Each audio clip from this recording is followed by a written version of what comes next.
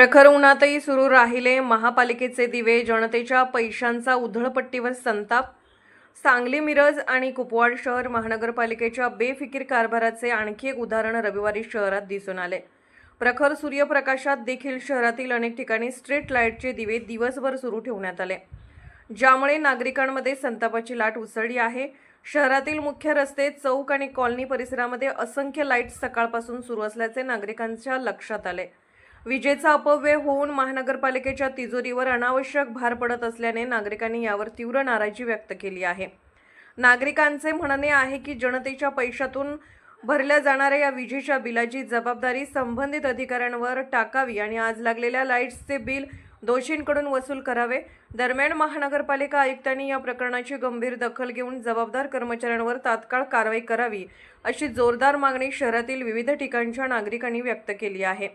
Arthrajya news मराठीकरिता bureau report. Arthrajya news चॅनलला like करा, share करा आणि सबस्क्राईब करा.